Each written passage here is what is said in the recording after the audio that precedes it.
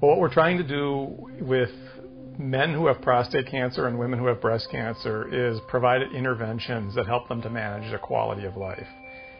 In the case of prostate cancer and breast cancer in particular, there's a lot of issues of intimacy that get kind of interrupted by the treatment and the illness.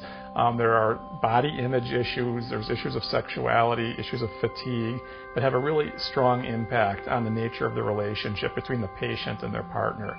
And we find that partners are largely ignored in the taxonomies and typologies of treatments that are made available to cancer patients. And yet the partners are often in as much distress psychologically, we find, as the patients themselves. We're finding that women seem much more interested in talking about relational issues, how the illness is affecting their spouse, their partner, their children, and they respond well to the interventions when we deal with things like emotions, social support, and so forth.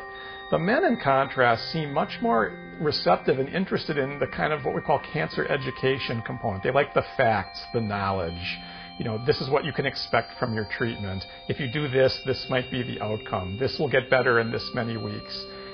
Almost like a news kind of broadcast. They seem to enjoy that part of the intervention the most. And so we're seeing those differences rather dramatically between the two. We're also finding that women, be they patients or partners of men with cancer, tend to have higher psychological distress than men do.